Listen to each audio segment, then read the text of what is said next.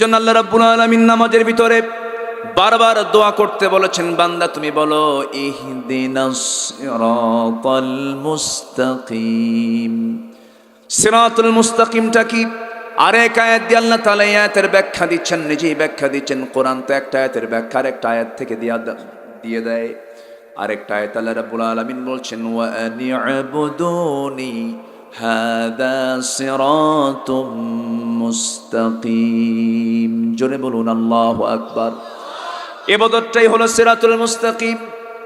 আমার বন্ধুগণ, আমার প্রিয় দ্বীনি ভাইরা, জাহান্নাম থেকে বাঁচতে গেলে সোজা পথে চলতে হবে, সোজা কথা বলতে হবে। আল্লাহ রাব্বুল আলামিন বলছেন, বান্দা সোজা কথা যদি বলতে পারো, হক কথা যদি বলতে পারো, আমি আল্লাহ তোমাকে কি পুরস্কার দেব দেখো বান্দা, তুমি জেনে নাও। ইত্তাকুল্লাহা ওয়া কুলু কাওলান সাদীদা ইউসলিহ লাকুম আ'মালাকুম ওয়া ইয়াগফির লাকুম যুনুবাকুম ومن يطع الله ورسوله فقد فاز فوزا عظيما। তুমি যদি আল্লাহকে ভয় করতে পারো, সোজা কথা বলতে পারো, আল্লাহ তোমার সমস্ত আমলগুলোকে ইসলাহ করে দেবেন, সংশোধন করে দেবেন, এবং তোমার জীবনের সমস্ত পাপ রাশিকে মাফ করে আল্লাহ তোমাকে সম্মানজনক জান্নাত তোমার হাতে তুলে দিবেন। জোরে বলেন সুবহানাল্লাহ। সবাইকে জান্নাত পেতে চাই নাকি? এই জন্য চাইতে হবে কার কাছে? আসতে বলবেন না, চাইতে হবে কার কাছে? আল্লাহর কাছে। মনকে ফ্রেশ করতে হবে, মনের ভিতরে কোনো বক্রতা রাখা যাবে না, মনের ভিতরে কোনো নিফাকতা রাখা যাবে না, সোজা সাপটা চলতে হবে, আল্লাহর পথে টিকে থাকতে হবে। আল্লাহ রাব্বুল আলামিন বলছেন, বান্দা শোনো, চেহারাকে অন্য কোথাও নিবা না, কোনো নেতাকে সন্তুষ্ট করার জন্য কথা বলবা না। ফাকিম ওয়াজহাকা লিদ-দীনি হানিফা ফিতরাতাল্লাহিল্লাতী ফাতারান-নাসা আলাইহা লা তাবদীলা লিখালকিল্লাহ যালিকা দ্বীনুল কাইয়্যিম ওয়ালাকিন্না আকসারান-নাসি লা ইয়ালামুন। জোরে বলুন আল্লাহু আকবার। চেহারা আল্লাহমুখী করে দাও, এদিক সেদিক তুমি তোমার চেহারা ঘোরায় নিও না। ইদানিং কালে লক্ষ্য করা যায় কিছু কিছু কর্মী আছে নেতার পায়ে ধরে সুমা খায়, আছে না নাই? আছে না নাই? আমার বন্ধুগণ, আল্লাহর কাছে আমাদের চাইতে হবে। একজন নবী আল্লাহর কাছে চেয়েছেন, সেই নবীর দোয়াটা আল্লাহ রাব্বুল আলামিন কোরআনে কোট করে দিয়েছেন। সেই নবী হচ্ছেন মূসা আলাইহিস সালাতু ওয়াস সালাম। তিনি কি দোয়া করছেন? ওয়াকতুব লানা ফি হাযিহিদ দুনিয়া হাসানাতাও ওয়া ফিল আখিরাতি ইন্না হুদনা ইলাইক। আমার নবীর দোয়া আর এই পয়গম্বরের দোয়ার মধ্যে মিল আছে না নাই?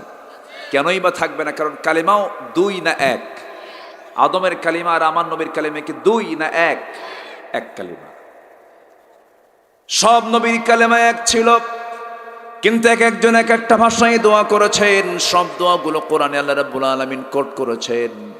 যেমন আদম আলাইহিস সালাতু ওয়াস সালাম আমাদের বাপ জান, তিনি কি দোয়া করেছেন? সবাই বলুন, আওয়াজ দিয়ে বলবেন, আল্লাহ যেন কবুল করেন। রব্বানা যালামনা أنفسنا وإن لم تغفر لنا وترحمنا لنكونن من الخاسرين।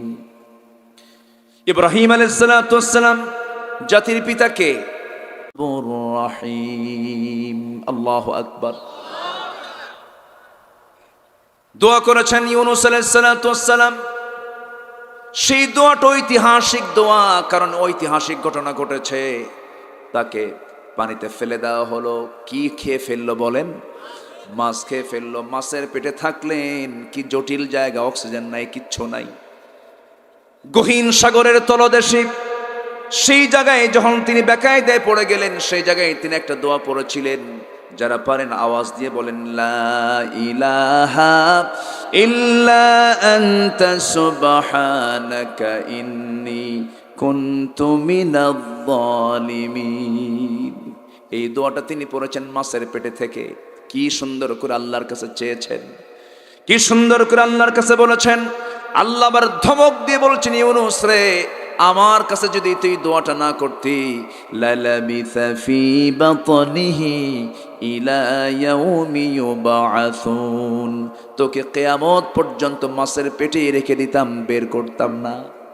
এই জন্য দোয়া চাওয়ার দরকার আছে না নাই? বিপদে পড়লে দোয়ায় ইউনূস। জিহ্বার কাজ হলো দোয়া করা।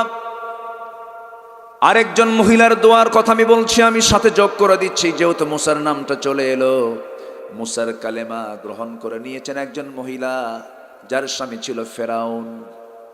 বলেন মহিলার নামটা কি বলেন? আহারে,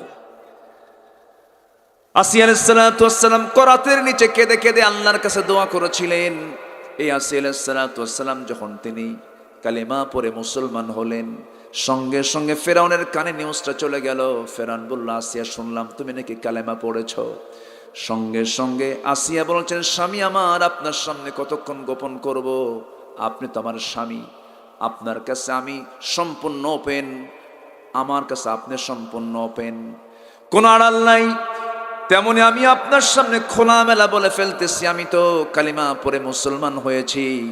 ফেরাউন বলল, আসিয়া, এই কাজটা তুমি কেমন করে করলে? আমি তোমাকে কত সম্মান দিয়েছি, তুমি হলে ফার্স্ট লেডি অফ ইজিপ্ট, এই ইজিপ্টের, এই মিশরের তুমি হলে ফার্স্ট লেডি। আমার যে কোন অংশে তোমার সম্মান মর্যাদা কম নয়, তুমি হলে আমার মিসেস, আমার পরেই তোমার স্থান। এত বড় একটা সম্মানজনক পদ দেওয়ার পরে তুমি আমাকে প্রত্যাখ্যান করে মুসার দিনকে গ্রহণ করবে, এটিকে মেনে নেওয়া যায় নাকি? সঙ্গে সঙ্গে আসিয়া বলছেন, স্বামী আমার, যত প্রস্তাব আপনি আমাকে দিচ্ছেন, দুনিয়ার সব সম্মান একদিকে, আমার ইমানটা একদিকে। জোরে কোন সুবহানাল্লাহ, জোরে কোন সুবহানাল্লাহ। আসিয়া আলাইহিস সালাম কি পরিমাণ স্যাক্রিফাইস করেছেন। একজন রাষ্ট্রপতির ওয়াইফ, রাষ্ট্রপতির তিনি রানী, স্ত্রী, সব পথ ছাড়লেন, ঈমান ধরলেন। জোরে কোন সুবহানাল্লাহ। এটা কি এই সেই কথা? বিশাল ব্যাপার, বিশাল ত্যাগ। দিন গ্রহণে যত বাধা থাকে, সব বাধা আসিয়ার ওভারকাম করেছে। রাষ্ট্রীয় বাধা, পারিবারিক বাধা, ধনাঢ্য শ্রেণীর বাধা, তারপরে এরকম করে যত বাধা আছে সব বাধা তিনি ডিঙ্গিয়েছেন। আল্লাহু আকবার বলেন। এমনি তার নাম কোরআনে জায়গা পায় নাই। আসিয়া আলাইহিস সালাতু ওয়াস সালাম তিনি একটা দোয়া করেছেন, দোয়াগুলো শেখা দরকার। কষ্ট পাচ্ছেন নাকি আপনারা? আসিয়া আলাইহিস সালাতু ওয়াস সালাম তিনি আল্লাহর কাছে দোয়া করছেন, আল্লাহ, এই বড় বিপদে পড়েছে, আমাকে বাঁচাও। বাঁচান নাই, বাঁচিয়েছেন। মৃত্যুর মধ্য দিয়ে কেমন করে?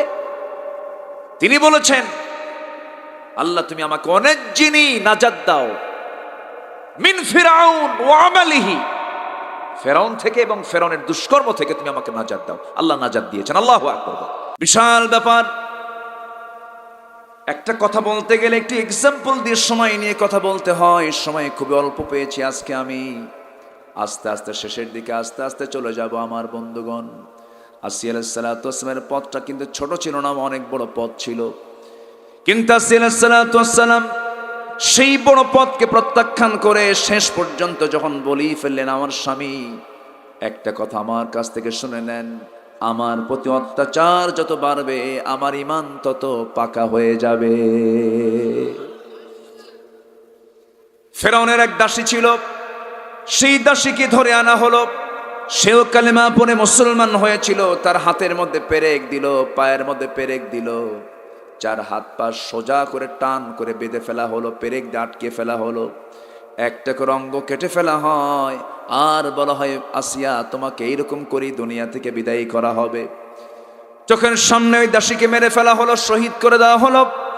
পরক্ষণে হামান বলে ফেললো, ফেরাউন, শোনো, বুকের শত্রু বড় শত্রু, আসিয়াকে বেঁচে রাখানো যাবে না, মেরে ফেলতে হবে। যখন অর্ডার যখন পরিপূর্ণ হয়ে গেল, আইন আকারে যখন পাশ হয়ে গেল, আসিয়া আলাইহিস সালাতু ওয়াস সালামকে দুনিয়া থেকে বিদায়ী করে দেওয়া হবে। জল্লাদ চলে এসেছে, করাতটা মাথার কাছে নেওয়া হয়েছে, এমন সময় যখন শেষবারের মতো ফেরাউন বলছে, আসিয়া এখনো সময় আছে, তুমি কি করবে বলো। আসিয়া বলছেন, আমি আমার নাকের ভিতরে জান্নাতের ঘ্রাণ পেতেছি।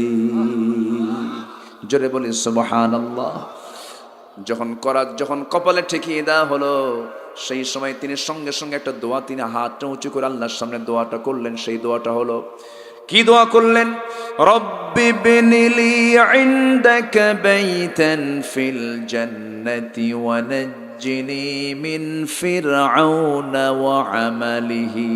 ও আল্লাহ, তুমি আমার জন্য বানায়া দাও একটা ঘর, বেশি ঘর না, বুয়ুতুন বহুবচন, বাইতুন এক বচন, একটা ঘর তুমি আমাকে বানায়া দাও, ইনদাকা তোমার কাছে, ফিল জান্নাত জান্নাতের মধ্যে।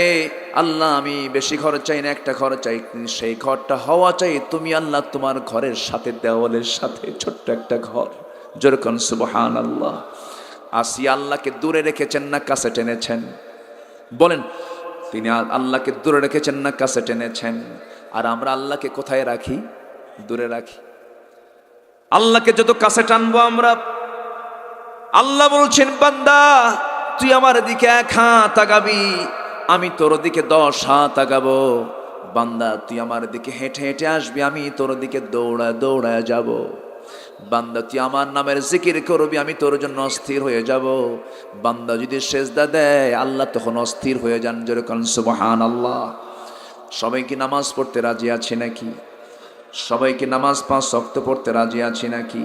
5 ওয়াক্ত নামাজ পড়বেন কারা? একটু হাত তুলে দেখান। জোরে বলি ইয়া আল্লাহ, আরো জোরে ইয়া আল্লাহ। আমাদেরকে 5 ওয়াক্ত সালাত আদায় করার তৌফিক তুমি আল্লাহ দিয়া দাও। জোরে বলি আমিন, আরো জোরে আমিন, আরো জোরে আমিন। হাত নামান। কষ্ট পাচ্ছেন? ফজর নামাজ পড়ে যাবেন। যদি কেউ ওঠে এখন, একদম জোর করে ধরবেন, দিবেন বসায়া, আর মুস্কি একখান হাসি মারবে, বলি আলহামদুলিল্লাহ। বসে, আমিও আছি, সমস্যা নেই, আমিও থাকবো। আমাকে সময় দেওয়া যাবে তো? তবে ফজর পর্যন্ত না, আমি আছি। হ্যাঁ, ঠিক আছে। কষ্ট পাচ্ছেন না তো? প্রচুর মহিলা হয়েছে, তাই মহিলা ডাবল, বিশাল ব্যাপার। মেয়েদের প্যান্ডেলও বড়, ঠিক আছে, ভালো। দেশি চালায় মহিলা মানুষ, সব তো ডাবল হবেই। জি আল্লাহ, তুমি মাদেরকে কবুল করো। জোরে বলি আমিন, জোরে বলি আল্লাহুম্মা আমিন। এটা আসিয়ার কথা বলে দিলাম না, একটু বললাম তো। মাদের ব্যাপারে আরো কথা আছে, দোয়াগুলো শিখে নেই আমরা। তাহলে আমার নবীর দোয়াটা একটু পড়ি আমরা সবাই। এতক্ষণ তো সব নবীর দোয়া পড়লাম। আমার নবীর কমন দোয়া ছিল কি? সবাই বলেন, রব্বানা আতিনা ফিদ দুনিয়া হাসানাতাও ওয়া ফিল আখিরাতি হাসানাতাও ওয়া কিনা আযাবান নার ওয়াজআলনাল জান্নাতা মাআল আবরার। আমার নবীজি এই দোয়াটা মাঝে মাঝে তিনি পড়তেন। এই দোয়াটা আমার নবীর দোয়া। আমার বন্ধুগণ, দুনিয়ার হাসানা হলো, দুনিয়ার হাসানাটা যদি কোনো বান্দার জুটে যায়, আখিরাতের হাসানাও সে পেয়ে যাবে। উঠে কেন? এই যে লোকগুলো উঠলে তো খারাপ লাগে।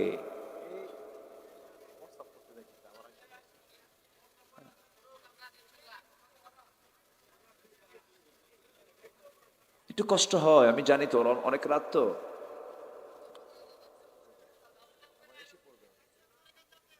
ও, 1 নম্বরে গেত আছে, আবার আইবো তো, যে ইনশাল্লাহ। জোরে বলে ইনশাল্লাহ। ভাষা কত সুন্দর আপনাদের, আলহামদুলিল্লাহ। ভাষা তো ভাষাই, এক দেশের ভাষা আরেক দেশের ভাষা। 20 বছর আগের কথা, সিলেটে গেছে মাহফিলে, নতুন নতুন তখন সিলেটে গেছে। এক বুড়ো চাচা আমারে বলে, হুজুর শুটকা গু খাবেন না ভিজা গু খাবেন? খাওয়ার রুচি শেষ। রংপুরে রং নাই, বাড়ি কোথায়? অংপুর। নাম কি? অসিত মিয়া, র নাই। সিরাজগঞ্জে দুন্তর স নাই, বাড়ি কোথায়? হিরাজগঞ্জ, দুন্তর স চলে গেছে। নোয়াখালীতে প নাই, আল্লাহ পাক বলতে পারে না, আল্লাহ ফাক। দারুণ সমস্যা। এক একটা এলাকায় এক একটা হরফি মাহজুফ হয়ে গেছে, আউট হয়ে গেছে।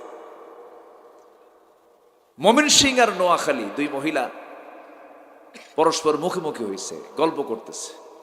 ময়মনসিংহের মহিলা নোয়াখালীর মহিলাকে বলছে, বোন আপনি কি মতাইছেন? কয় না, এরকম করে বলে না। জবাবে এখন নোয়াখালী আর বোঝে না, আপনি কিমত ভাবছে কিয়ামত। তখন নোয়াখালীর মহিলা কয়, এই কিতা কয়, কিয়ামত আইসিনি, বুঝলেন না? এই হচ্ছে ভাষা। এগুলো সব মা থেকে পেয়েছি আমরা। মার ভাষা সবচেয়ে দামি ভাষা। বলি আলহামদুলিল্লাহ। কি সুন্দর করে কি যেন বললো, খুব মজা পেলাম। আলহামদুলিল্লাহ। সম্মানিত ভাইয়েরা, জ্ঞাত আছে? হ্যাঁ, জ্ঞাত আছে।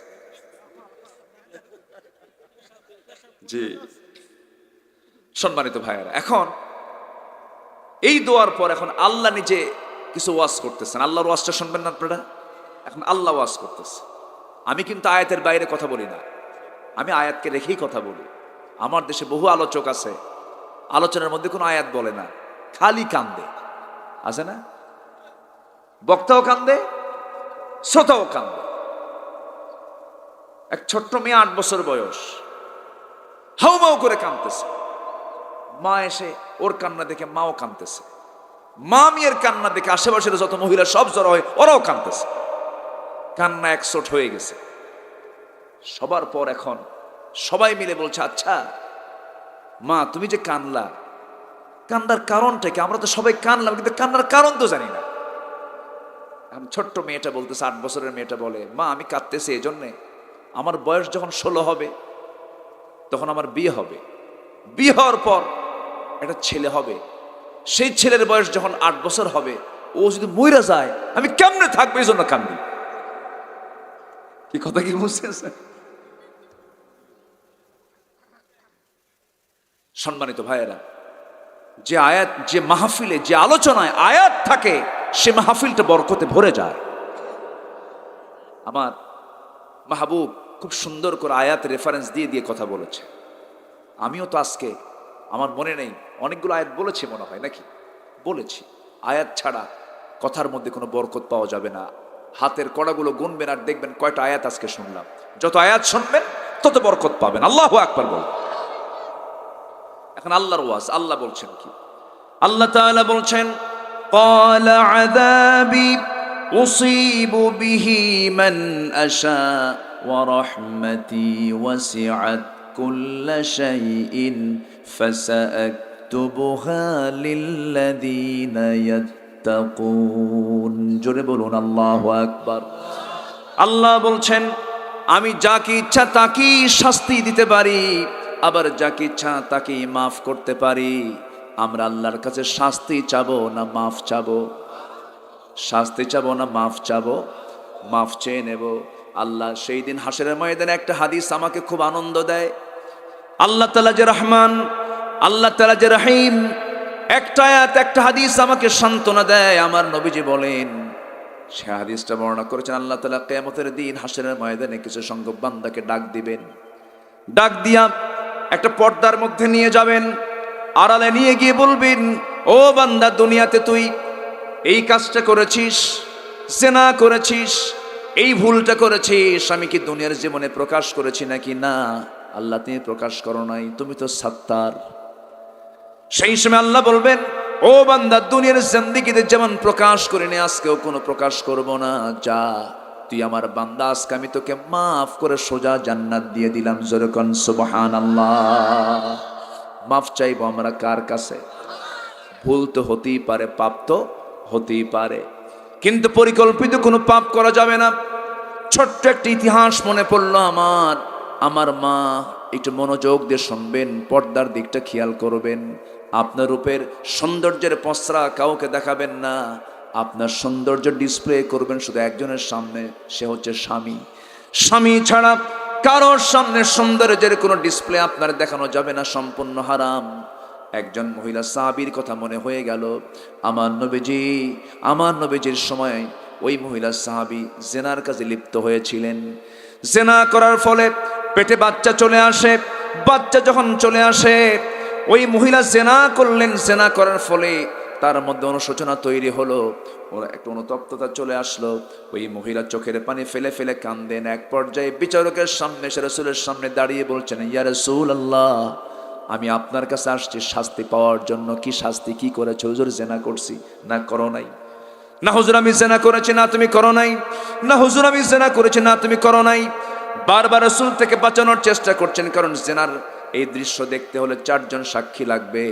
তার তো কোনো সাক্ষী নেই। রাসূল থেকে বাঁচাতে চাচ্ছেন, কিন্তু মহিলা বলছেন, হুজুর আপনি আমাকে যতই বাঁচাতে চান, আমি জাহান্নামের আগুন থেকে বাঁচতে চাই, দুনিয়াতে আমার শাস্তিটা হয়ে যাক। আমার নবীজি বললেন, ও মহিলা, জেনা যে করেছ, পেটে কোনো বাচ্চা আসছে নাকি? হ্যাঁ, পেটে বাচ্চা চলে আসছে। রাসূল বললেন, যাও, আমি তোমার উপরে এখন আইন কার্যকর করতে পারবো না, চলে যাও, বাড়িতে যাও। সন্তান ডেলিভারি হওয়ার পর তুমি আমার সামনে দেখা করো, আমার সাথে দেখা করো। মহিলা কাঁদতে কাঁদতে বলছেন, হুজুর বাঁচবো কিনা তার তো গ্যারান্টি নাই, শাস্তি আমি পাবো কিনা। রাসূল বললেন, গ্যারান্টি তো আমি দিতে পারবো না, তবে আমি তোমার জন্য দোয়া করছি, তুমি চলে যাও বাড়িতে। মহিলা চলে গেলেন। তাহাজ্জুদ পড়েন, তওবা করেন, ইস্তেগফার পড়েন, চোখের পানি ফেলে ফেলে যায় নামাজ ভিজে ফেলে দেন। এক পর্যায়ে এত পরিমাণ তিনি কান্নাকাটি করেন, আল্লাহর দরবারে তওবা কবুল হয়ে গেছে। এই মহিলার সন্তানটা যখন ডেলিভারি হয়ে গেল, 2 দিন 3 দিন 4 দিন 5 দিন পরে নয়, মাত্র একটা দিন পর ওই মহিলা চলে গেছেন নবীর সামনে আবার দ্বিতীয়বারের মতো, হুজুর আমি আসছি, অমুক মহিলা, আপনি আমার উপর আইনটা কার্যকর করে দেন, সন্তান ডেলিভারি হয়ে গেছে। রাসূল বলেন, জীবিত না মৃত? সন্তান জীবিত। রাসূল বলছেন, হাউলাইনি কামিলাইন, যাও, সন্তানের দুধ তোমাকে দিতে হবে, সন্তানের হক তোমার স্তনে রয়েছে, যাও, তাড়াতাড়ি চলে যাও। মহিলা বলছেন, হুজুর আমি যে বাঁচবো তার গ্যারান্টি কি? রাসূল বলছেন, না না, গ্যারান্টি দেবো না, তবে আমি তোমার জন্য দোয়া করে দিচ্ছি, তুমি চলে যাও। মহিলা চলে গেলেন আবার বাড়ির দিকে। দেখুন, ওই সমাজ এমন একটা সমাজ, যে সমাজ রাসূল গড়েছিলেন। আসামি ধরার জন্য র্যাব লাগলো না, চিতা লাগলো না, কোবরা লাগলো না, জেলখানা লাগলো না, কোনো গোয়েন্দা সংস্থা লাগলো না, কাউকে লাগলো না। আসামি ভুল করেছে, আসামি নিজেই বিচার প্রার্থী হয়ে বিচারকের সামনে হাজির হয়ে যায়। কার ভয়ে? আসতে বলবেন না, কার ভয়ে? আল্লাহর ভয়ে। আল্লাহ বলছেন, বান্দারে আমি যাকে ইচ্ছা তাকে রহমত দেই, যাকে ইচ্ছা তাকে আযাব দেই, তবে রহমত আমি ওই সমস্ত বান্দার জন্য করব যাদের মধ্যে 3টা গুণ পাবো। 1 নম্বর হচ্ছে যাদের মধ্যে তাকওয়া থাকবে। জোরে বলুন সুবহানাল্লাহ। কার ভয় থাকবে? আসতে বলবেন না, কার ভয় থাকবে? আল্লাহর ভয় থাকবে। ওই মহিলা আবার চলে গেলেন। সন্তানকে 6 মাসের মধ্যে দুধ খাওয়ানোর পাশাপাশি অন্য খাবারের প্র্যাকটিস গড়ে তুললেন। সন্তানকে টোটালি দুধ বন্ধ করে 6তম মাসের শেষ সময়ে এসে ওই সন্তানকে কোলের মধ্যে করে নিয়ে এবার রাসূলের সামনে সন্তান সহ মা হাজির হয়ে বলছে, হুজুর সন্তান এই যে নিয়ে এসেছে, সন্তানটা আমার বুকের দুধ খাওয়া ছেড়ে দিয়েছে, আজকে দেরি করবেন না, 3য়বারের মতো এসেছে, আপনি আমার উপর আইনটা কার্যকর করে দেন। আমার নবীজি এমন কথা শোনার সঙ্গে সঙ্গে বলছেন, মহিলা সন্তানটা আমার হাতে দিয়ে দাও। রাসূল সন্তানটা হাতের মধ্যে নিলেন, উঁচু করে ধরলেন, উঁচু করে ধরে বলছেন, ও সাহাবীরা দেখো, এই যে আমার সন্তান, এই জামার হাতে দেখতে পাচ্ছ, এই সন্তানের লালন পালনের দায়িত্ব যে বান্দা গ্রহণ করবে, আমি এবং সেই বান্দা, সেই সাহাবী জান্নাতের মধ্যে ফাহিয়া ফিল জান্নাতি কাহাতাইন, 2 নখের দূরত্ব অবস্থান করব। কয়েকজন সাহাবী দৌড় মেরে আসলেন, একজনের কোলে সন্তানটা উঠায়া দিলেন। এরপরে রাসূল বললেন, যাও, মহিলাকে নিয়ে যাও, উন্মুক্ত মরু প্রান্তরে বুক পর্যন্ত পুঁতে রেখে পর্দার নিয়ম রক্ষা করে পাথর মেরে শেষ করে দাও। যখন পাথর মারা হচ্ছিল, সাইয়েদনা আলী পাথর মারতেছিলেন, মহিলার কিছু রক্ত ফিঙ্কি দিয়ে তার হাতে এসে লাগলো। রক্ত দেখেই তিনি রাশিকা কুঞ্চিত করলেন, ভর্ৎসনা করলেন, নবীর সামনে গিয়ে আবার এটাকে রিপ্লাই করলেন, বলছেন, ইয়া রাসূলুল্লাহ, ওই জেনাকারিনী নারীর দিকে আমি যখন পাথর মারছিলাম, ওই মহিলার নাপাক রক্ত এসে আমার হাতে লাগলো। রাসূল বলছেন, ও আলী, কার রক্তকে নাপাক রক্ত বলছো আলী? তুমি কি জানো ওই মহিলার রক্ত জমিনে স্পর্শ করার পূর্বেই আল্লাহ তাআলা তাকে জান্নাতের মেহমান বানায় নিয়েছে। আলী, যা বলছো আর বলতে যাও না, যাও, জানাজার আয়োজন কর, আমি ওর জানাজা পড়াইয়া দেব। আমি রাসূল নিজে জানাজার দায়িত্ব গ্রহণ করব। আমার নবীজি জানাজার দায়িত্ব নিলেন। ওই মহিলার জানাজা পড়ানোর পর সাহাবায়ে কেরামকে লক্ষ্য করে বলছেন, ও আমার সাহাবারা, যে মহিলার জানাজা কিছুক্ষণ আগে আমি রাসূল পড়াইয়া দিলাম, এই মহিলার জীবনের শেষ সময় পর্যন্ত যে পরিমাণ তওবা করেছে, যে পরিমাণ আল্লাহর ভয়ে চোখের পানি ফেলে ফেলে কেঁদেছে, এই মহিলার আল্লাহ তাআলা তওবা কেমন সুন্দর করে কবুল করে নিয়েছেন। এই মহিলার তওবাকে যদি এই মদিনার ৭০ জন গুনাহগারদের মাঝে যদি বন্টন করে দেওয়া হতো, প্রত্যেককে মাফ করে আল্লাহ রাব্বুল আলামিন তাকে জান্নাতের মেহমান বানায় নিতেন। যেরকম সুবহানাল্লাহ। কার ভয়? আসতে বলবেন না কার ভয়? চাইবো আমরা কার কাছে? আসতে বলবেন না চাইবো আমরা কার কাছে? আল্লাহর কাছে আমরা চাবো, আল্লাহর কাছে আমরা প্রার্থনা করব। আল্লাহ তো নিজেই বলছেন, রাহমাতি ওয়াসিআত কুল্লা শাইইন, আমার রহমত সব জায়গায় ব্যাপ্ত, সব জায়গায় প্রশস্ত। কোনো চিন্তা নাই বান্দা, আমার কাছে তুমি চেয়ে নিবে, আমি তোমাকে মাফ করব। তোমার গুনাহ যত বড়, আমার রহমত তার চাইতে বেশি বড়। যেরকম সুবহানাল্লাহ। তোমার গুনাহ আছে, আমি আল্লাহ আমার রহমত আছে। যেরকম সুবহানাল্লাহ। তবে ইচ্ছা করে কোনো গুনাহ করা যাবে? কোনো গুনাহ করা যাবে? যুবকদেরকে আমি একটু বলি, যুবকরা সময়টা নষ্ট করো না, আজে বাজে সময় নষ্ট করো না। গার্লস স্কুলের সামনে যে সময়টা অপচয় করার কোনো দরকার নাই। বিবাহপূর্বক কোন অবৈধ সম্পর্ক, অবৈধ রিলেশনে জড়াইও না, নিজের জীবন যৌবনকে নষ্ট করে দিও না। বিয়ের আগে এই সমস্ত নোংরামি করা, সম্পর্ক তৈরি করা মানে হলো মাঝখান থেকে ফুসকাওয়ালার লাভ আর সুরি ফিতাওয়ালার লাভ। কিচ্ছু লাভ নাই, বলো বাদ দাও। বিয়ে যদি করতে হয়, পিছনের দরজা দিয়ে না এসে সামনের দরজা দিয়ে সরাসরি প্রস্তাব দাও মেয়ের বাপকে, ঠিক কিনা? বিয়ে দাও, বাপকে পাঠায় দাও, বাপকে বলো বাপ আমি পাগলা হয়ে গেছে, বিয়ে করাও। বলে ফেলে দাও। জেনার কাছে যেও না, নোংরামি করতে যেও না। বিয়ে করার জন্য ক্যারিয়ার লাগে না, বিয়ে করার জন্য কোনো ক্যারিয়ার নয়, বিয়ের সঙ্গে ক্যারিয়ারের কোনো সম্পর্ক নাই। বিয়ের সঙ্গে সম্পর্ক, মঙ্গল গ্রহে অফিস আছে, আছে না এরকম? মঙ্গল গ্রহে এই সমস্ত শর্তগুলো জড়িয়ে দেওয়া হয়। রাসূল তার মেয়েকে বিয়ে দিয়েছেন। ফাতিমা ধনী না গরিব? আসতে বলে, ধনী না গরিব? বাড়িওয়ালা না বাড়ি ছাড়া? এমন মেয়েকে এমন ঘরে বিয়ে দিলেন ঘরই নাই, এমন ছেলেকে দিলেন যার কোনো ঘরই নাই, বাড়ি নাই। রাসূল বিয়ে দিলেন, বলেন মা আমি এমন ছেলে তোমাকে দিলাম, মাথা থেকে পা পর্যন্ত সব তাকওয়া দিয়ে ভরা। লিল্লাযীনা ইয়াত্তাকুন, যার তাকওয়া আছে আল্লাহর রহমত তার জন্য আছে। জোরে বলে সুবহানাল্লাহ। বিয়ে দিলেন। আবার আরেক জামাই ছিলেন খুব ধনী, কিন্তু অহংকারী ধনী না। আমার দেশে এখন ধনী যেগুলো আছে এগুলো কি ধনী? অহংকারী। কিছু সম্পদ হইলেই মাটিতে পা ফেলেই না, বুঝায় আমি একখান মাল, তুই কিচ্ছু না, ঠিক কিনা? আছে না নাই? কষ্ট পাচ্ছেন নাকি আপনারা? ভাবসাব কি মনে হয়, মানে এই মুহূর্তে সে মনে হয় দুনিয়াতে নতুন নামলো, এরকম আছে না? আছে না? আছে না? আছে না? আমার নবীজির জামাই ওসমান জিন্নুরাইন, 2 মেয়ের জামাতা। রাসূল তাকে 2 মেয়ে দিয়েছেন। এক মেয়ে মারা গেছে, আরেক মেয়েকে দিয়েছেন। সেও যখন মারা যায় রাসূল বলেন আরেকটা মেয়ে থাকলে আমি আরেকটা মেয়ে আমি ওসমানকে দিতাম। জোরে বলে সুবহানাল্লাহ। 7,000 কোটি টাকার মালিক ছিলেন তিনি। 7,000 কোটি টাকার মালিক ছিলেন ওসমান জিন্নুরাইন। সাহাবীদের 10 জন সাহাবী জান্নাতের সংবাদ পেয়েছেন, এর মধ্যে ম্যাক্সিমাম ধনী সাহাবী। আল্লাহু আকবার বলেন। ধনী হতে মানা নাই, ধনী হতে বাধা নাই, কিন্তু ধনী হয়ে আল্লাহকে ভুলে যাওয়া যাবে। আবু বকর গরিব না ধনী? আবু বকর গরিব না ধনী? ধনী মানুষ।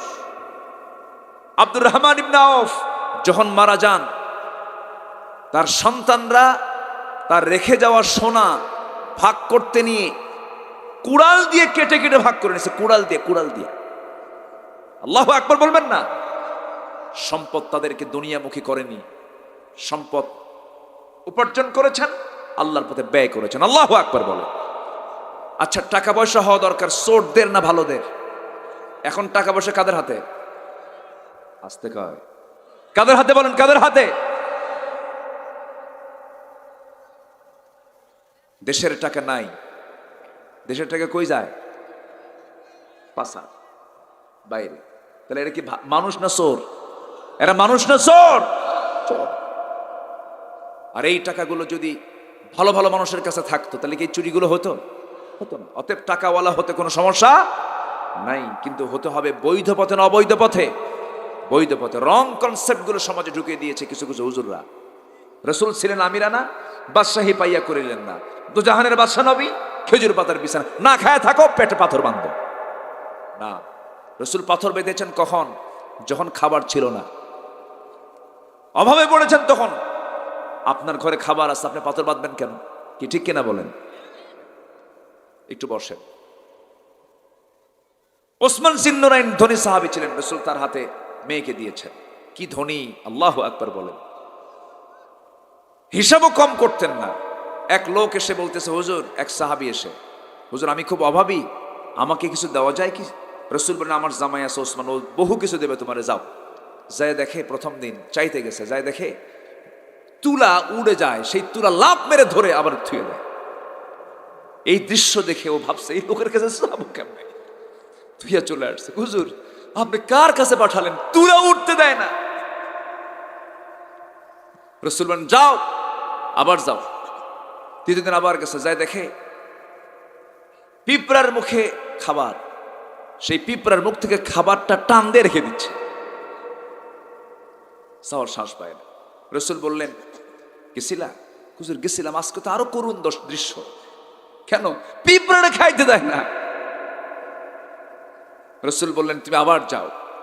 তৃতীয় দিন বুকে সাহস নিয়ে বলতেছে, রসুল আমাকে পাঠিয়েছেন, ওসমান জিন্নুরাইন, আমাকে কিছু সহযোগিতা করা যায়? বললেন, রসুল তোমাকে পাঠিয়েছেন? হ্যাঁ। বাণিজ্য কাফিলা সিরিয়া থেকে আসবে, 100 উট তার মাল বোঝাই সহ, একটা উট এবং তার মাল বোঝাই সব আমি তোমার দিয়ে দিলাম, যাও। অপেক্ষায় আছে। ম্যানেজারকে বলল, ভাই আপনার ওসমান অর্ডার দিছে, আমাকে একটা উট সহ মাল বোঝাই সব আমাকে দিতে হবে। কেন এখন দেওয়া যাবে না? হিসাব মাল বুঝে সবকিছু ক্লিয়ার করার পর আমি তোমাকে সেখান থেকে একটা উট এবং তার মাল আমি তোমাকে দিয়ে দেব। এই কথা এসে আবার বলতেছে, ভাই ওসমান, তোমার ম্যানেজার তো আমাকে দিচ্ছে না, আমার তো খুব সংকট, সে হিসাব করে নাকি দেবে।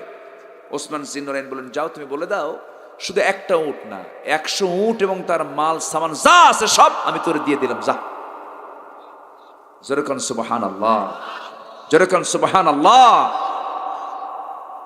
একদিন এসে রাসূলকে বলতেছে, হুজুর আমি আপনার কাছে একটা দোয়া চাই। কি দোয়া?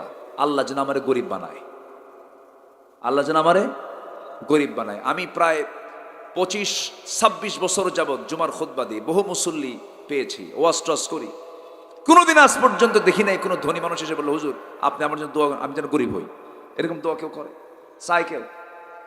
ওসমান বললেন, হুজুর আমি যেন গরিব হই, আপনি আমার জন্য দোয়াটা করেন। রাসূল বললেন, আচ্ছা আমি তোমাকে একটা প্রশ্ন করব, কি উটের পিঠে যখন তুমি খাইতে বসো কেমন করে খাও?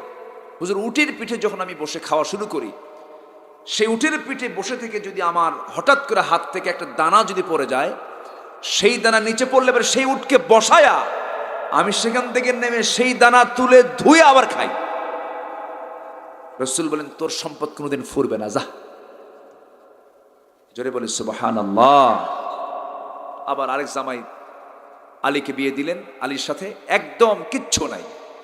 বিয়ে যখন দিলেন, বিয়ে দেওয়ার পর রাসূল বলেন, মা তোরে একটা পানির মশক দিলাম, চামড়ার তশক দিলাম, আর দিলাম একটা পিসদানি, আটা পেশার যে একটা পিসদানি, এটা দিলাম, যাও স্বামীর ঘরে করে খাও, স্বামীর নামে একটা দুর্নাম যেন আমার কানে না আসে।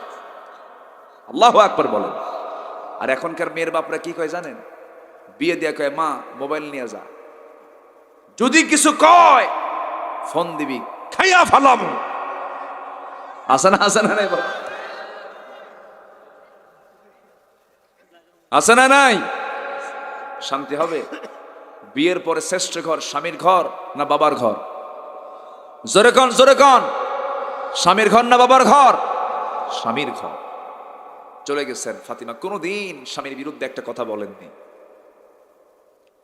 একটা কথাও বলেননি। একদিন শুধু এসে বললেন, আব্বা আমি আমার স্বামীর সঙ্গে পরামর্শ করে এসেছি, ঘর একটা ভাড়া করে নিয়েছি আমরা। ঘরের মেঝেটা কাঁচা, কাপড় চোপড় ঘন ঘন ময়লা হয়ে যায়। ও আব্বা, তোমার কলিজার টুকরা নাতি, তোমার কলিজার টুকরা নাতি হাসান হোসেন, ছোট ছোট মানুষ, কষ্ট হয় ওদের। ও আব্বা, একটু দয়া করে আপনি তো রাষ্ট্রপতি মানুষ, দেখুন তো একটা খাদিম আমাকে দেওয়া যায় কি নাকি, কাজের মানুষ একটা দেওয়া যায় নাকি। রাসূল বলছেন, ফাতিমা এইদিকে আয়। পাশে বসায়া রাসূল বলছেন, তোর বাবা নিজেই ঘরটা ঝাড়ু দেয়, তোর বাবা নিজেই কাপড়টা সেলাই করে, তোর বাবার জুতা কেউ টানতে পারে না, তোর বাবা নিজেই নিজের কাপড় ধৌত করে। সেই কাজটাই শ্রেষ্ঠ কাজ, যে নিজের কাজ নিজেই করতে পারে। ও আমার মেয়ে কলিজার টুকরা ফাতিমা, আমি চাই তুমি আমার মতোই থেকে যাও। আমি তোমার জন্য বলি, কাজের মানুষের কোনো প্রয়োজন নাই, তুমি আজকে থেকে একটা আমল করবে। সুবহানাল্লাহ সুবহানাল্লাহ 33 বার, আলহামদুলিল্লাহ 33 বার, আল্লাহু আকবার 34 বার, সকাল সন্ধ্যা 100 বার করে পড়বে। তোমার সমস্ত কাজের জিম্মাদার আল্লাহ নিজে হয়ে যাবেন। জোরে কোন সুবহানাল্লাহ।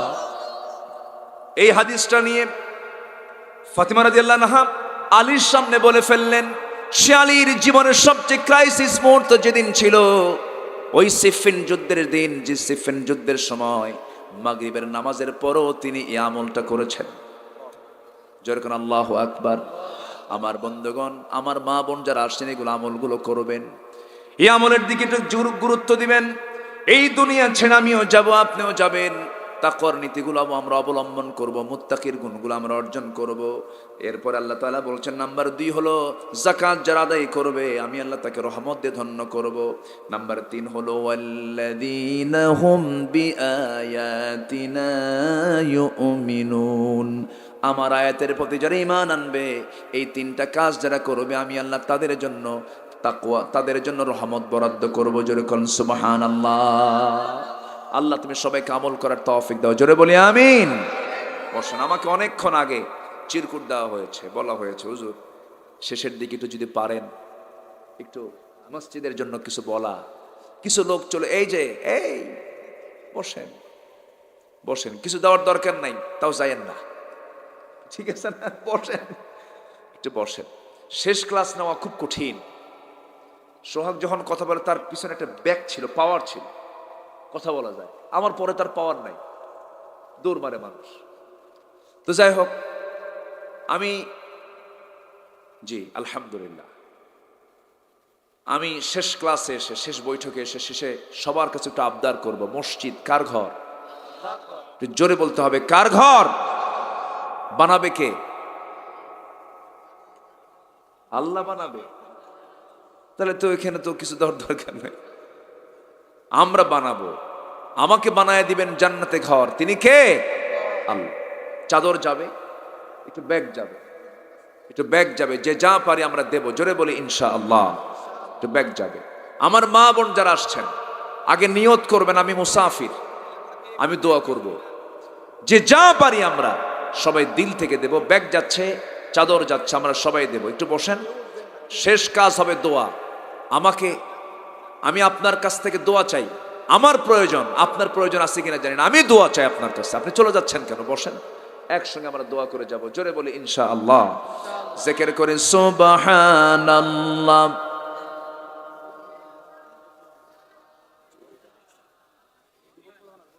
আমরা একে অপরকে অনেক ভালোবাসি, কিন্তু পরিবার মেনে নেয় না। আমাদের করণীয় কি? দেখছেন, প্রশ্ন দেখেন কি লেখছে। আমরা একে অপরকে অনেক ভালোবাসি, কিন্তু পরিবার মেনে। এটা কি ভালোবাসি কি বিয়ের আগে না বিয়ের পরে? এ তো লেখে নাই। বিয়ের আগে, দেখছেন না? বিয়ের আগে। আমারে একদিন ফোন দিছে এক যুবক, ফোন দিয়ে বলে, হুজুর 2 বছর যাবত একটা মেয়ের সঙ্গে আমার খুব সম্পর্ক, গভীর সম্পর্ক। হঠাৎ করে 2 মাস যাবত সে আমাকে ব্রেকআপ দিয়ে চলে গেছে। হুজুর, ওর কি গুনাহ হবে না? দেখছেন প্রশ্নের সাইজ দেখেন। আচ্ছা, একটু ব্যাগ গেছে, আমরা দিল থেকে, যদি আপনি নাও দিতে পারেন, একটু ব্যাগটা ছুঁয়ে দেন, তাও সওয়াব পাবেন। আমি আশা করি সবাই দিবেন। প্রয়োজনের টাকা না থাকলে বিড়িটাও দিয়ে দেন, বিড়ি দেন।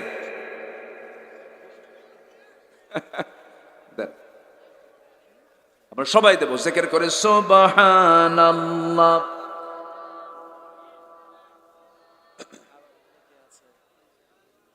আরো জোরে লা ইলাহা।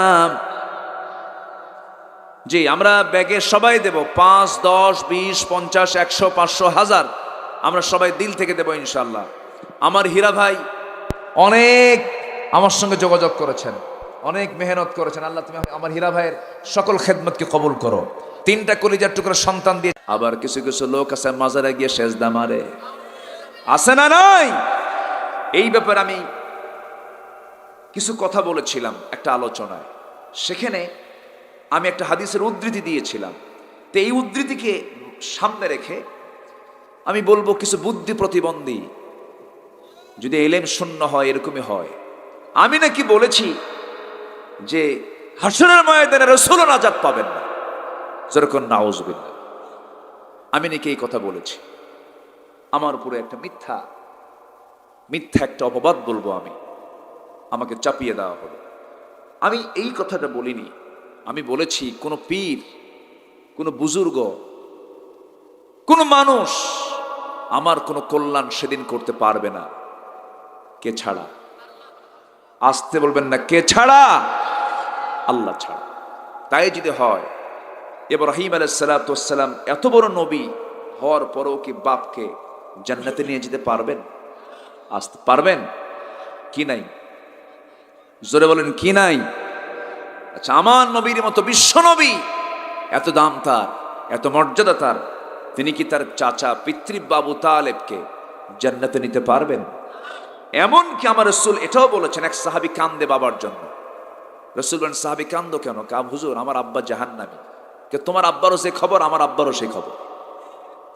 একটা হাদিস আসছে। এটা ঈমান আছে, দাম আছে। ঈমান নাই, নবীর বাপ হয়েও লাভ নাই, নবীর বেটা হয়েও লাভ নাই, ঠিক কিনা? নবীর বউ হয়ে লাভ নাই।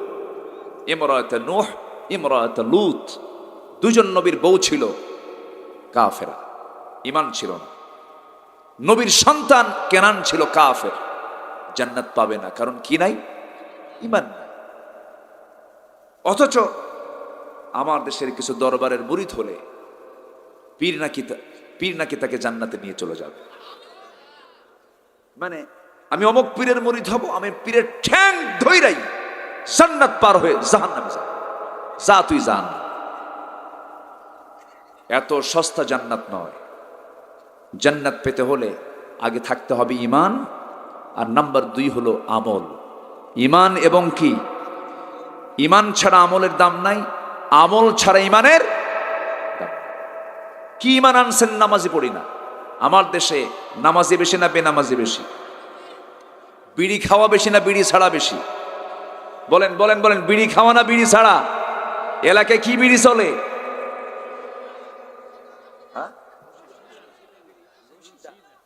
মহিলার নামে বিড়ি।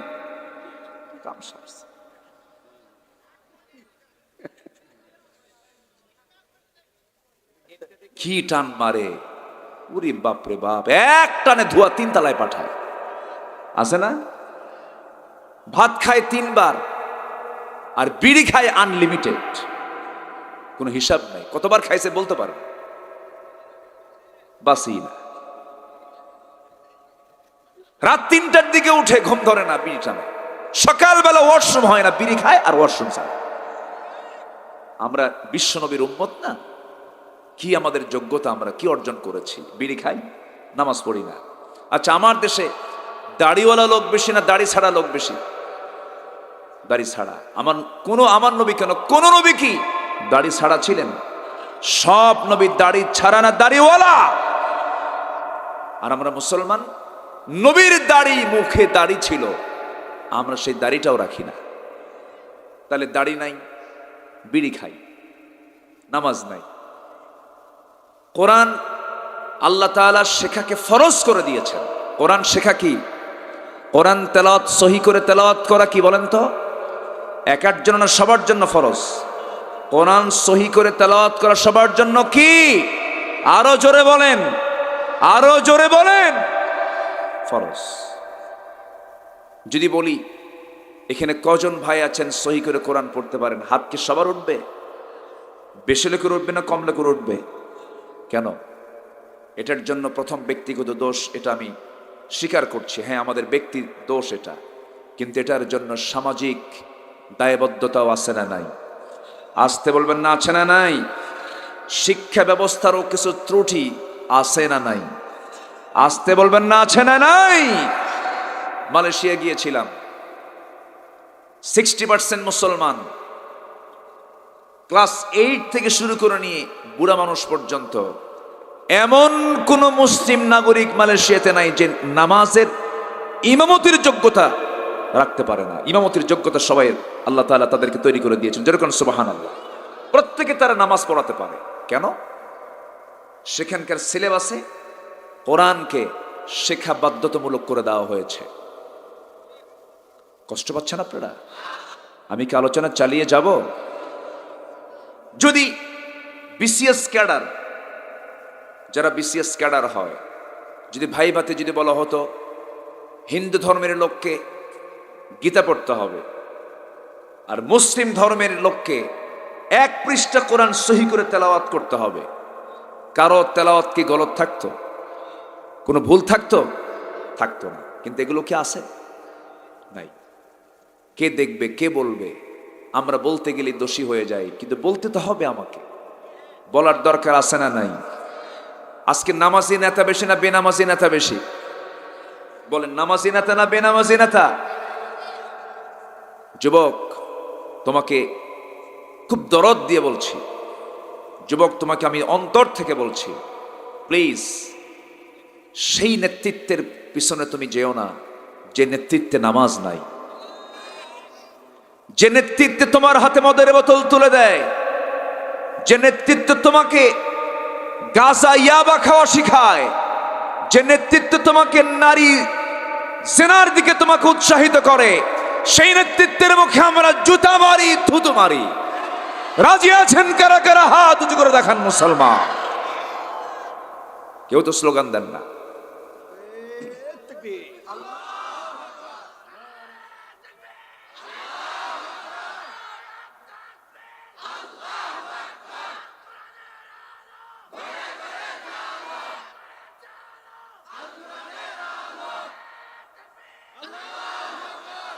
আল্লাহ সবার হাতকে কবুল করুন, জোরে বলে আমিন। আরো জোরে আমিন। তাহলে আমরা নামাজি হব না বেনামাজি হব? আমরা নামাজি হব না বেনামাজি হব? বিড়ি খাবো না বিড়ি ছাড়বো? বলেন, বিড়ি খাবো না বিড়ি ছাড়বো? ছাড়বো। কি দরকার? না মনে মনে ভাবতেছেন হুজুর আপনার ওয়াজে এসে তো খুব ডিস্টার্বে পড়ে গেলাম, এরকম ভাবতেছেন নাকি?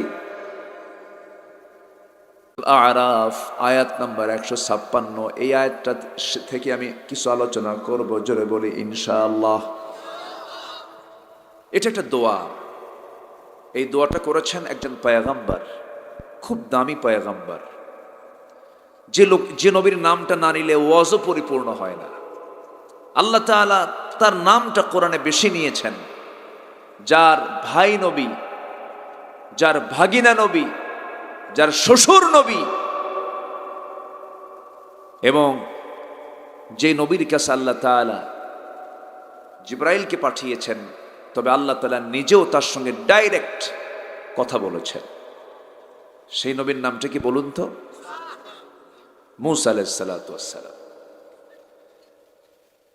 খুব দামি নবী ছিলেন। তার দোয়াটা এখানে আল্লাহ তাআলা কোট করেছেন, সূরা আরাফ 156। এবং সাথে আল্লাহ তাআলা রহমত দিয়ে ধন্য করবেন 3 গুণের যারা অধিকারী। আল্লাহ তাআলা নিজে বলছেন, আমি তাদেরকে আমার রহমত দিয়ে ধন্য করব, পরিবেষ্টন করব। জোরে কান সুবহানাল্লাহ। এই আয়াতের সংক্ষিপ্ত একটা ধারণা দিয়ে এখন আসুন আমরা মূল আলোচনার পর্বের দিকে আস্তে আস্তে চলে যাচ্ছি। এটা একটা ক্লাস, যে ক্লাসে ছাত্র শিক্ষককে না বলে চলে যায়, এটা কি আদবের কাজ হয়? না, এটা একটা ক্লাস, কোরআনের ক্লাস। আমরা বসেছি, আমরা শেষ করে যাব, জোরে বলি ইনশাআল্লাহ। সম্মানিত ভাইয়েরা, এই নবীর কাছে আল্লাহ তাআলা জিবরাইল পাঠিয়েছেন, কিন্তু আল্লাহ তাআলা নিজেও কথা বলেছেন। ওয়া কাল্লামাল্লাহু মূসা তাকলিমা, ডাইরেক্ট কথা বলেছেন। একদিন আল্লাহকে বলছেন, আল্লাহ তুমি তো আমার সঙ্গে কথা বলো, আমিও তোমার সঙ্গে কথা বলি, কিন্তু অডিও কলে কথা কি আর ভাল লাগে? এটা ভিডিও কল দেবো আল্লাহ। কি কথা কি বুঝতেছেন? কি কল দেব? দেখ, এখন আছে না, মোবাইল আছে না, কাল অডিও কলে কি আর মজা লাগে? একটু দেখি তোমারে। আল্লাহ বলছেন লেন তারানি, not video call. Video call হবে না, যাবেই না, ঢুকবেই না, আমাকে দেখতে পাবে না। তখন বলছেন না আল্লাহ, আমি তো যেটা বলি করে ছাড়ি, আমি দেখবই। যেরকম সুবহান আল্লাহ। আল্লাহ বললেন ঠিক আছে, তুই যখন দেখবি। তুর পাহাড়ের নামটা নিলেন। ভাই হারুন আলাইহিস সালামকে রেখে গেলেন 40 দিনের জন্য, তুর পাহাড়ে চলে গেলেন। দেখতে গেছেন ঠিক, সেন্স ঠিক ছিল না বেহুশ হয়ে গেছেন? কি হয়ে গেছেন বলেন? বেহুশ। আমার দেশে কিছু উল্লুক ভাল্লুক আছে, কিছু উল্লুক ভাল্লুক আছে, এরা বলে আনসিন ইজ নাথিং, যা দেখি না বিশ্বাস করি না। যেরকম নাউজুবিল্লাহ। যাদের মানে স্লোগান হলো আনসিন ইজ নাথিং, যাদের চেতনা হলো যা দেখিব না দু নয়নে, মানিব না তাহা গুরুর বচনে, এই জাতীয় কথা যাদের মুখ থেকে বের হয়, তাদের নামাজ পড়া হচ্ছে একটা প্রতারণা। ঠিক কিনা? মাথায় টুপি দেওয়া একটা ধর্মের ব্যবসা। সারা জীবন মহিলা নিয়ে নাচানাচি করো, আর সময় আসলে পরে মাথায় টুপি দিয়ে মসজিদের মেম্বারে দাঁড়িয়ে খুতবা দাও। এগুলো প্রতারণা। আসতে বলবেন না, জোরে বলুন ঠিক কিনা? মুসলমান চলবে 2 লাইনে না 1 লাইনে? লাইনের নাম কি? সিরাতুল মুস্তাকিম। 1 লাইনে চলবে। 2 লাইনে জান্নাত নাই, 1 লাইনে জান্নাত। দেশে সিনেমা করে, অভিনয় করে, ওমরায় যায়, ওমরায় গিয়ে বলে প্রিয় দেশবাসী, আমি ওমরায় আসছি, আমার জন্য দোয়া করবেন, আমি যেন নিরাপদে দেশে ফিরে যেতে পারি। ওমরার বাকি কাজ সম্পূর্ণ করে দেশে ফিরে যেন সিনেমার বাকি কাজ সম্পূর্ণ করতে পারি। এগুলো ভণ্ডামি। এগুলো কি বলেন? ভণ্ডামি। যারা টুপি সবসময় পরে, এটা তাদের ভালো। মৌসুম আসবে টুপি পরবো, মৌসুম আসবে নামাজ পড়বো। আসল মুসল্লি কি মৌসুমি মুসল্লি না 5 ওয়াক্ত মুসল্লি? 5 ওয়াক্ত মুসল্লি। আর সেই সমস্ত লোকগুলো আবার কোরআনের আয়াত নিয়ে কথা বলে। কে এই সমস্ত আয়াতের হুকুম তো মধ্যযুগীয় হুকুম, এই হুকুম এখন দুনিয়ায় চলতে পারে না। জোরে কোন নাউজুবিল্লাহ। এবং এরকম কথাও বলে যে সমস্ত আইন আজকের দুনিয়াতে অচল, এই দুনিয়ায় চলবে না এগুলো। সম্মানিত ভাইয়েরা, সম্মানিত বন্ধুগণ, এই জাতীয় কথা বললে পরে তার ঈমান আছে না গেছে? ঈমান আছে না গেছে? চলে গেছে, ঈমান নাই। কোরআন তো পারি না, আবার বলে কি জানেন? হুজুররা কি জানে? আমরা কি কম জানি? আমরা বিশাল কিছু জানি। এরকম হাম্বে তাম্বে কয়। আবার বলে আগামীকাল পবিত্র ঈদুল আজহার জানাজা নামাজ আছে না নাই? কোথায় যাবে না? ওরা কোরআন বোঝই কানার মতো, এক কানা গেছে মসজিদে নামাজ পড়তে। আমি প্রায় বলি এটা। তো কানা মসজিদে গেছে নামাজ পড়বে, আজান দেয় নাই, ইমাম সাহেবের সঙ্গে একটু কথাবার্তা শুরু হয়েছে, লাগছে টক্কর, চরম তর্ক বিতর্ক। বিতর্কের এক পর্যায়ে চরম বাক বিতণ্ডা। আজান হলো, থেমে গেল, নামাজে দাঁড়াইছেন ইমাম, মুসাল্লায় দাঁড়ায় সূরা ফাতিহার পরে এমন একটা আয়াত বলছে যে আয়াতের অংশ হলো ওয়া কানা মিনাল কাফিরিন। কানা মনে মনে চিন্তা করে, কিছুক্ষণ আগে গন্ডগোল হলো, নামাজের মধ্যে ফতোয়া জারি হলো, আমি কানা কাফের। চরম খেপে গেছে, রাগে ক্ষোভে টকবক করছে, কিছু বলেনি, চলে গেছে নামাজ পড়ে। পরের দিন আবার নামাজ পড়তে আসছে, সন্ধ্যার মাগরিবের নামাজ।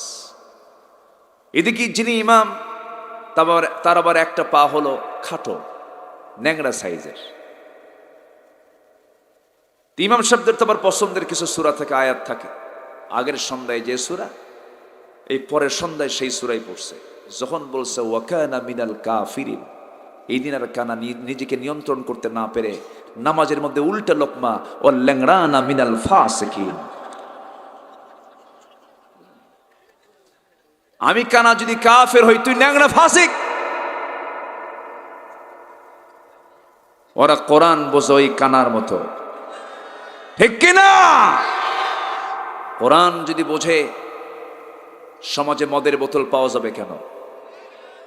আস্তে কন কেন, জোরে কন, ঠিক কিনা? কোরআন যদি বোঝে, সমাজে যাকাত না থেকে সুদ চালু কেন? আমার মা বোন অর্ধলগ্ন হয়ে বাইরে বের হয় কেন? আমার মা বোনদের কি পর্দা আছে?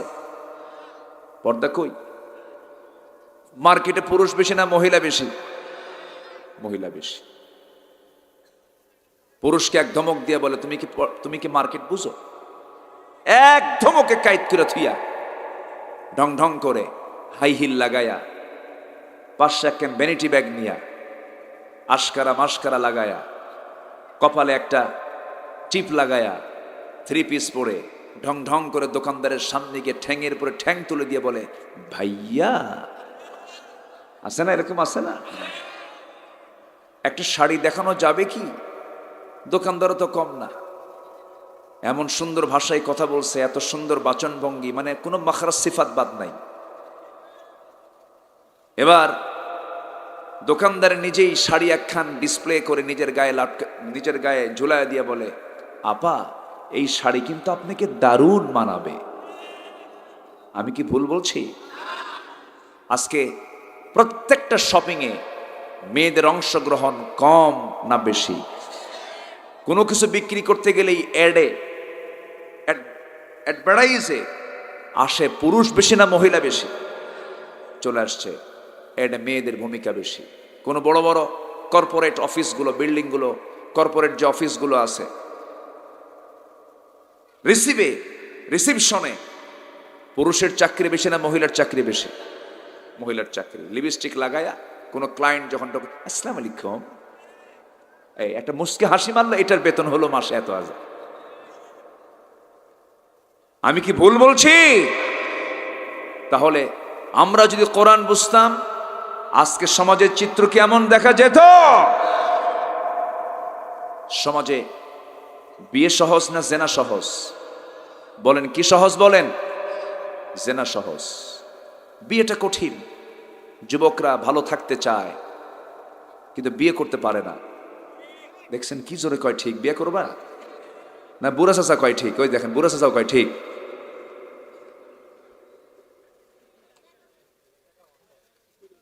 আমি কি আলোচনা চালিয়ে যাব ইনশাআল্লাহ? সম্মানিত ভাইয়েরা, সম্মানিত বন্ধুগণ, আবার এই বাতিলদের কিছু পা চাটা কিছু টুপিওয়ালা দাড়িওয়ালাও আছে না নাই? ওদের পক্ষে কথা বলে, দোয়া করে, মদের ফ্যাক্টরি উদ্বোধন হবে, হুজুরকে দাওয়াত দেয়, পীর সাহেব আসেন, দোয়া করে, আল্লাহ মদের ফ্যাক্টরিতে বরকত দাও। আছে না নাই? ওরকম না সংখ্যা। একজন দোয়া চাচ্ছে, হুজুর নতুন সিনেমা উদ্বোধন হবে, দোয়া করে আল্লাহ এই সিনেমার ব্যবসা জমজমাট করে দাও। দোয়া চায়, দোয়া করে। কোথায় যাবেন আপনি? এদের সংখ্যাও কিন্তু কম না। তেলবাজি, আমার দেশে তেলবাজি আছে না নাই? বলেন, আছে না নাই? রাসূল তেল মারতে মানা করেছেন, আর জাতিতে এই বাংলাদেশের মুসলমান সবচেয়ে বেশি তেল মারে, খালি তেল মারে। এদেশে আপেল আবাদ হয় না, সরিষা আবাদ হয়, এই জন্য তেল মারে। আপেল না হইলে কিছু নিউটন তৈরি হতো, তাই না? এই হচ্ছে অবস্থা। সম্মানিত ভাইয়েরা, এক বেচারি মসজিদে নামাজ পড়ায় কিন্তু এক বাড়িতে খায়। সেই বাড়িওয়ালার নাম হলো টুকু মিয়া। আর যে মসজিদে নামাজ পড়ায় নতুন চাকরি পেয়েছে, নামাজের মধ্যে একটা আয়াত বলে, ইন্না হাদা লাফিস সুহুফিল উলা সুহুফি ইব্রাহিমা ওয়া মূসা। তো ওই মসজিদের সভাপতি এবং সেক্রেটারির নাম হলো ইব্রাহিম আর মূসা।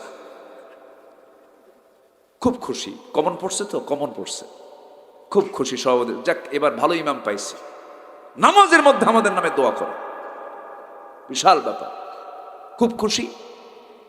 কিন্তু ইমাম যে বাড়িতে খায় সেই বাড়িওয়ালার মন খারাপ, নাম যে টুকু, মনটন খুব খারাপ। খাওয়ায় কিন্তু মুখে হাসি নাই। ইমাম বলে, ভাই খাই আপনার ঘরে, আপনার মুখের হাসি না দেখলে কি আমার খাওয়ার রুচি আসে? আপনি হাসেন না কেন? আপনার মন খারাপ কেন? আপনি এত বসেন, টুকু নাই। ইমাম বলে, আমি বুঝি নাই তো আপনার কথা। নামাজের মধ্যে শুধু সভাপতির সেক্রেটারির নামে দোয়া করেন, ইব্রাহিম মুসা, টুকু নাই। এখন চিন্তা করতেছে, আমি যদি এর নামটা না বলি আমার তো খাওয়া বন্ধ হবে। এখন কি করা যায়? হঠাৎ করে টুকু শব্দ তার কোরআনে নাই, জাস্ট রূপক কথা। কিন্তু এক পর্যায়ে সে বলে ফেলতেছে নামাজের ভিতরে, ইন্না হাদা লাফিস সুহুফিল উলা সুহুফি ইব্রাহিমা ওয়া মূসা ওয়া টুকু। কথা বুঝছেন? যখন বলছে টুকু, নামাজের পর বলতেছে, হুজুর আপনি টুকু পাইলেন কোথায়? বলতেছে, ভাই টুকু তো নাই, কিন্তু আমি কি আমার খাওয়া বন্ধ করব? নিজের স্বার্থ সিদ্ধির জন্য যারা রাতকে দিন করছেন, দিনকে রাত করছেন, জবাব দিতে হবে আল্লাহর আদালতে একদিন। মুনাফিক হয়ে মরা যাবে না, আমরা ইমানদার হয়ে মরব। জোরে বলি ইনশাআল্লাহ। জাহান্নাম উদ্বোধন হবে কারে দিয়া? মুনাফিক দিয়ে। কারে দিয়া বলেন? জাহান্নামের সবচেয়ে নিম্নে থাকবে, নিচে থাকবে কারা? মুনাফিক। মুনাফিক বড় ভয়ঙ্কর। আমরা এক মুখে কথা বলবো, এক লাইনে চলবো, সোজা কথা বলবো। মুসলমানের জবান হবে বাঁকা না সোজা? মুসলমানের চলা হবে বাঁকা না সোজা? সোজা। জান্নাত সোজা পথে, আঁকা বাঁকা না। পদ্ধতিকার এই যে মেঘমালার যে ওজনটা আছে, আমি একটু চিন্তা করলাম, ও আল্লাহ, তোমার কালামে এই জাতীয় কোনো কথা আছে নাকি? কোরআন কত সুন্দর করে বলছে সূরা রাদের ভিতরে, হুয়াল্লাযী ইউরীকুমুল বারকা খাওফান ওয়া তামআন ওয়া ইউশিস সাহাবাস সিকাল। জোরে বলুন আল্লাহু আকবার। তিনি সেই মহান সত্তা যিনি আকাশে উত্থিত করেন ঘন ভারী মেঘমালা। এই যে ভারী মেঘমালা ১৫০০ বছর আগে কোরআনটা বলে দিয়েছে। বিজ্ঞান কি প্রমাণ করলো না কোরআন থেকে ধার নিল? কোরআন থেকে ধার নিয়েছে। এইরকম করে আমি যদি বলতে যাই, ঘন্টার পরে ঘন্টা কোরআন নেই কথা বলা যাবে। এটা যে মহাবিস্ময়, এটা যে আশ্চর্য একটি কিতাব। ইন্না সামি'না কুরআনান আজাবা, আশ্চর্য যে একটি কিতাব, এটা ঘন্টার পরে ঘন্টা বলেও শেষ করা যাবে না। আলোচিত থিওরির নাম বিগ ব্যাং থিওরি। আল্লাহ তাআলা বিগ ব্যাং থিওরি নিয়েও কোরআনে কথা বলেছেন। আমার বন্ধুগণ, সংখ্যা তথ্য নিয়ে কোরআন কথা বলেছে। কোরআনটা হলো সংখ্যা তত্ত্বের এক অপূর্ব সমন্বয় নিয়ে নাজিল হওয়া কিতাব। আমরা জাতি হিসাবে মধ্যমপন্থী, আমরা জাতি হিসাবে কি বলেন? মধ্যমপন্থী। আল্লাহ তাআলা উম্মাতান ওয়াসাতান বলে আমাদেরকে সম্বোধন করেছেন। আমরা যে মধ্যমপন্থী জাতি, আল্লাহ তাআলা এই আয়াতটা সেট করেছেন সূরা বাকারার ঠিক মাঝখান বরাবর। সূরা বাকারার আয়াত সংখ্যা, এখানে হাফেজ কোরআন আছেন, সূরা বাকারার আয়াত সংখ্যা কত? 286। 286। এর অর্ধেক কত বলেন? আমি আবার অঙ্ক ধরতেছি, আবার রাগ করতেছেন না তো আপনারা? প্রশ্ন করলে উপকার হলো, ঘুম ধরবে না। 286 অর্ধেক কত? 143। 143 নম্বর আয়াতে আসেন। কোরআন যে সংখ্যা তথ্যের উপরে আল্লাহ তাআলা প্রতিষ্ঠিত করেছেন, আমরা চলে আসি 143 নম্বর আয়াতে। মহান রব্বুল আলামিন কি বলেছেন? মহান রব্বুল আলামিন সুন্দর করে বলছেন, কি বলছেন? وَكَذَلِكَ جَعَلْنَاكُمْ أُمَّةً وَسَطًا لِتَكُونُوا شُهَدَاءَ عَلَى النَّاسِ وَيَكُونَ الرَّسُولُ عَلَيْكُمْ شَهِيدًا। জোরে বলুন আল্লাহু আকবার। তোমরাই হলো মধ্যমপন্থী জাতি। আবার একটা সেট করেছেন ঠিক মাঝখান বরাবর, আল্লাহু আকবার। এরকম অপূর্ব সংখ্যা আলাইহা 19। কোরআন হলো 19 সংখ্যার উপরে প্রতিষ্ঠিত। এই যে আল্লাহ রাব্বুল আলামিন সংখ্যা তত্ত্বের সঙ্গে এক অপূর্ব সমন্বয় রেখেছেন। পৃথিবীর কোনো মানুষ এই কোরআনটা রচনা করতে পারবে না।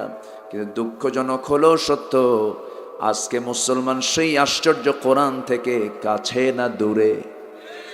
আসতে বলেন, শুধু কাছে কাছে না, অনেক দূরে, অনেক দূরে চলে গেছে। ওই যে দু একজন করে ওঠে, কি সমস্যা কি ওনাদের নাকি?